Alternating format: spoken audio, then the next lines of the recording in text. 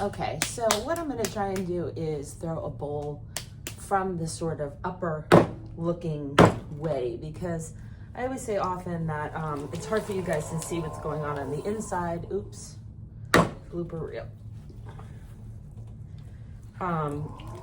It's always hard for you guys to kind of see what's going on from the top. So we're gonna try and see if I do this video and then edit a little, if you'll be able to see the inside of what I'm doing here. So I'm gonna do is just your basic I always talk about 3 different types of bowls. I'm gonna do sort of your basic fruit bowl, ice cream bowl with a foot. So I've got the clay centered. I'm gonna skip through that part because you've seen enough videos of me centering clay. I'm gonna say that this is about 3 pounds, maybe 3.5. 3.5 is gonna give me a real good foot. So I've gotten it centered, and because I want that bowl to be a little wider now that it's centered, I'm gonna push down in the center, sort of make that mound of clay a little wider.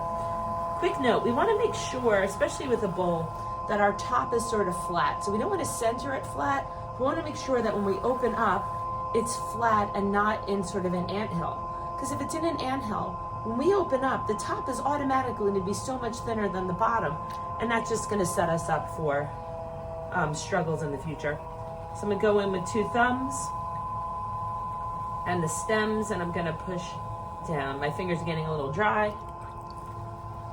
Dip in a little bit more. Notice my elbows are super, super, super attached to my legs because I don't wanna wobble up on top. I'm gonna check my foot. I'm gonna give myself a good inch because remember, I'm super aggressive, so I wipe away the bottom and I wanna be left with a decent amount when I'm done. Now that I've got that opened up, I'm gonna go in with 2 to 3 fingers inside. I'm gonna pull towards me. Everyone always thinks bowls, so they feel like they've gotta just do this. But no, remember, you've gotta create the floor of that bowl from the very beginning. So we're gonna pull towards me. 1 apple, 2 apples, 3 apples. Now I went a little off center there because my finger got a little dry. Got a little bit of a nubbin in here. So I'm just gonna first get the water out. So this is me first compression, making it thin around the bottom, which is why I left that inch. And now what I wanna do is I just wanna recenter it. So my hand is here, my heel of my hand is here. My left hand is gonna create the wall. I'm holding on to attached to my elbow, and I'm just gonna push in with the wheel going about 75% of the speed, maybe speed up a little bit.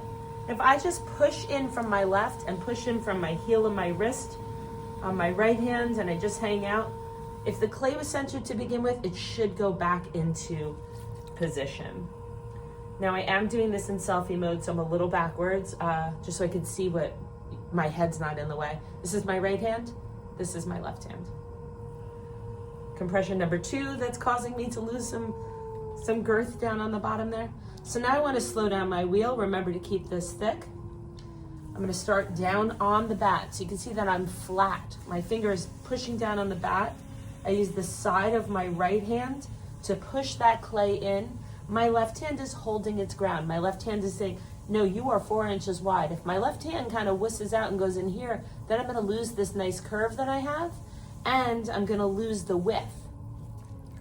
So I start down on the bottom, I slow my wheel down just a little bit to push that clay in, and then I'll speed up just a little bit to start to lift up. When I get close to the top here, I'm gonna loosen up my grip a little, but not stop pinching until I get to the top.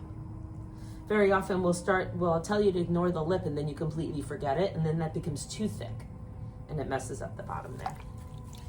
So now I want to get this clay here into there again. So I'm going to push down on the bat, slow my wheel down, use the side of my right index finger to push it in, left hand holding its ground. I've got some clay now to travel. And now I'm going to pinch up. And notice that I'm sort of insinuating bowl, but I'm not yelling bowl immediately until I get to the top.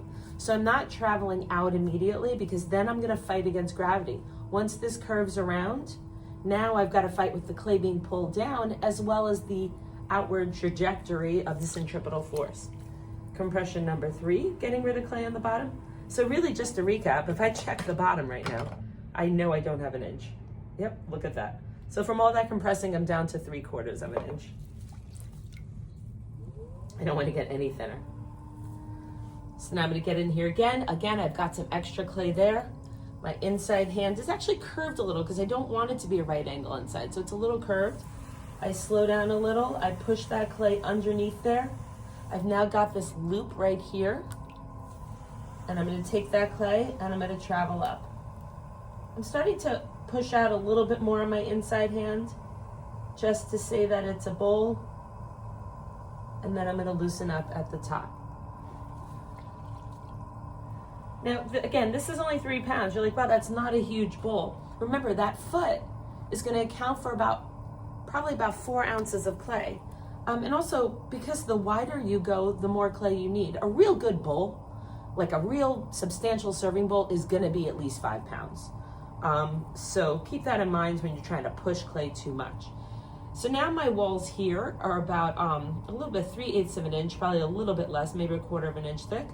Up here's down here is a little thinner, and up here you can see is about 1/2 inch, because this I'm going to stretch. So I want to make sure I have enough material up here so that I can pull it out to here. This I don't need as much because I'm not going to be really stretching much, but I want to turn this into more of a round pot. So I'm just going to sort of thin out the bottom just a little bit with one more pull.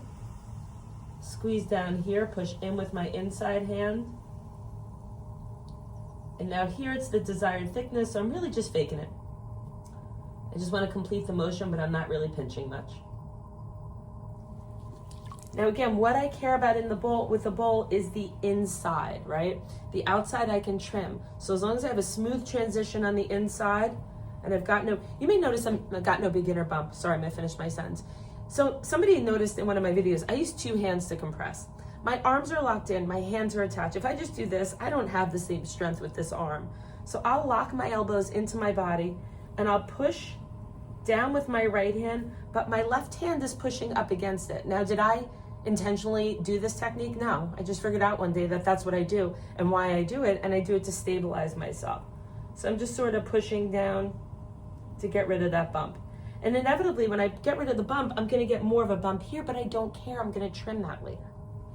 So now I'm gonna do the controversial rib stretch. So I'm gonna take my black rib right here. Anthony used to work for me at Animal House Pottery in Vegas, taught me this, and I've gotta tell you, it was the smartest thing anyone outside of my instructors have ever taught me. So I start with this black Kemper rubber rib. I like the really hard one. Again, Kemper or Laguna, now you own Laguna. Stick a hole in here for me, please, but keep it this hard. So what I'm gonna do, I'm gonna start up on the top, and I'm gonna start to stretch with my rib with the beveled edge towards me, angled a little towards me. My arms are close to my body. I'm gonna start at the top, and I'm gonna push to where I want that bowl to end up. And then I'm gonna travel down with my sponge, gently supporting it on the outside, and I'm gonna push down on the bottom. Now, why do I start at the top? Well, if I start on the bottom, I know I can do, let's pick a random number, 50 pounds of pressure. So I'm gonna do 50 pounds of pressure to push because I know there's clay underneath it. And all of a sudden I hit that wall. And now I have to loosen up the pressure, but it's too late. You've already created that beginner bump. But if you start up here doing, let's say 30 pounds of pressure, when you get down to the bottom, your brain is gonna go, oh, now I can go harder and it won't be too late. So let's go. My sponge is out here, my rib is here, my elbows are up against my body. I'm gonna push that wall towards my sponge. I hit the sponge, and now I'm gonna travel down. I'll even put my head all the way down on the bottom here so that I can see what I'm actually doing. And then down here, I can put a lot more pressure. So what that first run does is it stretches it. It gives it the volume that you might be thinking that you need. But now what I'm gonna do, I'm gonna start at the bottom, and I have a straight line here, which in this view you can't really see. But I'm gonna now start down on the bottom, and I'm just gonna use the small round part of this tool, and I'm just gonna give it a little bit more volume. Now you don't have to use a rib. I do suggest with bigger bowls you use your rib. And I'm just, with my head on the side here, just sort of rounding her out a little bit. Now everyone here always knows what bowl is my bowl, because what I also like to do is I like to give it a defined sort of lip. So I'm gonna take my fingernail and push with my inside hand over that bright fingernail to give it sort of that loop of clay that I like. It's a very Melanie bowl. And now I just want to go back and compress that bottom. Make sure that it's nice and smooth so that when I trim it, I'm not even tempted to trim the outside. Sometimes I'll use my fingers to sort of clean up that angle. And then there's my really thick lip. So I love my thick lip because just like on this bucket, it's gonna help keep it round. And now with this view, you can't see what I'm gonna do down here, but I'm gonna hold my wood tool. That's one I don't like. I'm gonna hold it like a pencil with this hand on top, arms back at my body. And I just wanna go all the way in so I can really know where that foot's gonna go. Pin tool flat underneath, slide it underneath, come on out, cut this, and make it go away. Now, just to reinforce to you that I lost so much and I started with 1 inch, ready? Now I've got that desired 1/2 inch. So between the compressing and the sponge and the aggressiveness, that inch went to a 1/2 inch. Now where did that clay go? Some of it ended up in my sponge, but some of it also became part of the wall. So really overcompensate for that foot if you want a real good foot. I can't tell you how many times I've done a video for you guys and it was supposed to have a foot, and then when I went to trim it didn't, and that's why there aren't a lot of trimming videos. So I'm hoping that maybe from the top this may help a little. Maybe next time we'll try and go above here, although then my head's in the way. So we'll figure it out. So here you go, a 3-pound bowl with a good, at least 1/2 inch foot from the top. And that's it. So have a great day, guys. I'll see y'all later.